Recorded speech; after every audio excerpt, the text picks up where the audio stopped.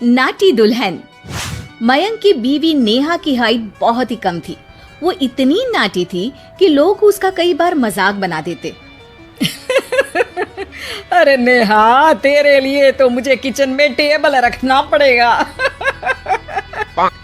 माँ जी, इतनी भी नाटी नहीं हूँ मैं। और हाँ, हिल्स पहनकर तो बिल्कुल आपके बराबर आ जाती हूँ।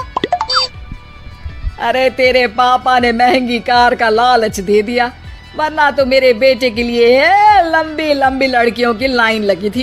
क्या बताऊं तुझे, कटरीना फैल थी उनके सामने। पर माँ जी, आपका मयंक भी तो हाइट में कौन सा अभिषेक बच्चन की तरह है जो कटरीना मिल जाती। वैसे भी मेरी और इनकी जोड़ी तो राम सीता की जोड़ी है, राम सीता की। एक दिन सभी खाना खा रहे होते हैं, तभी माँ, दाल बहुत अच्छी बनी है, जरा और देना। रुको जी, मैं लेकर आती हूँ, किचन में है, वैसे भी मैं खड़ी ही हूँ। ये सुनकर सास हंसने लगती है।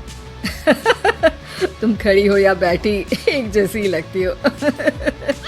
बस कीजिए जी, अभी हिल्स नहीं पहनी है, वैसे भी हिल्स पहनती हूँ तो आपके बराबर ही लगती हूँ।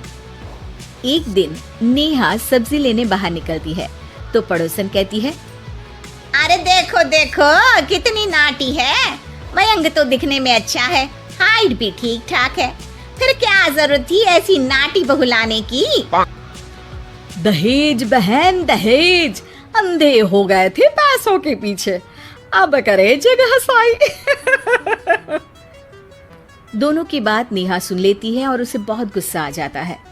आंटी जी, एक बात बताओ, मेरे पापा के पास पैसे हैं, उनको अच्छी लड़की की तलाश थी, ये पसंद आए और शादी हो गई। इसमें मेरा क्या कसूर है जो आप लोग मुझे सुना रही हैं? अरे नहीं नहीं नेहा, हम तो तेरी सास की बात कर रहे थे कि कितनी लालची औरत है। देखिए, वो लालची नहीं है। हाँ, उनकी कुछ शौक है जो वो अपने बेटे से पूरा करवाना चाहती है, और देखा जाए तो उसमें उनकी गलती भी क्या है भला। अगर इन्होंने मुझसे शादी की है तो जरूर कुछ न कुछ तो अच्छाई नजर आई होगी ना। और अब ना तो मैं आपकी बहू हूँ और ना ही आपके रिश्तेदारों को मुझसे मिलना है। फिर ये बात समझ नहीं आई कि आप इतना परेशान क्यों हो रही हैं।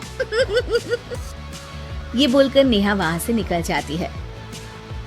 नेहा, चलो तैयार हो जाओ, हम लोगों को एक पार्टी में जाना है।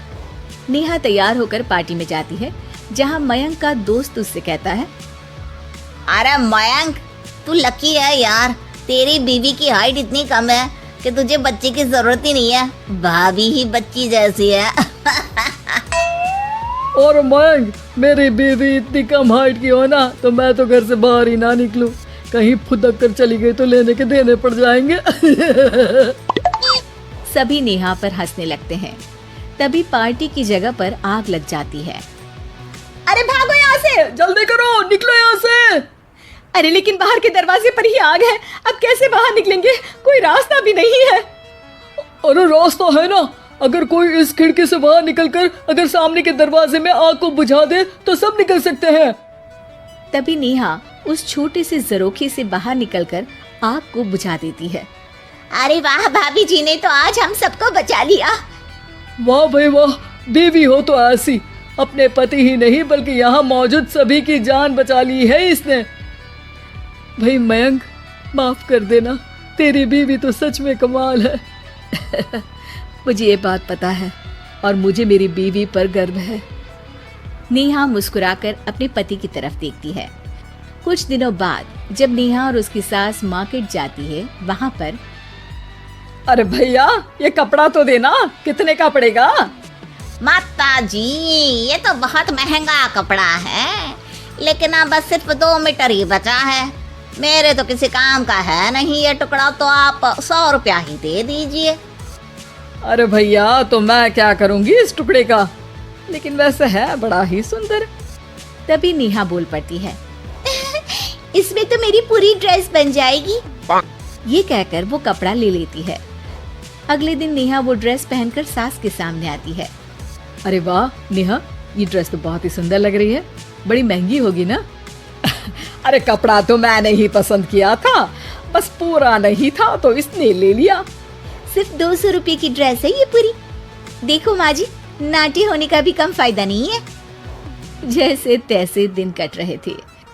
सास और पड़ोसियों के मजाक बनाने का सिलसिला चल ही रहा था कि एक दिन मोहल्ले से जोर जोर से आवाज आती है, हाय रे मैं मर गई, भगवान मैं क्या करूं। अरे क्या हुआ? देखते हैं तो सभी एक हॉल के सामने भीड़ लगाकर खड़े हैं। मेरा बेटा प्रिंस गड्ढे में गिर गया है। पड़ोसन जोर जोर से रोने लगती है कि तभी वहां नेहा आ जाती है। रोइए मत, मैं प्रिंस को लेकर आती हूँ। ये बोलकर नाटी सी पतली सी नेहा गड्ढे में घुसकर बच्ची को बाहर ले आती है। अब क्या था, एक बार फिर नेहा के लिए पूरा मोहल्ला तालियां बजाता है। मुझे माफ कर दो नेहा, मैंने तुम्हारी हाइट का कितना मजाक उड़ाया था। कोई बात नहीं मौसी, प्रिंस ठीक है, ये बात है। अब वो दिन आता है जब सास नेहा की तारीफ करती है।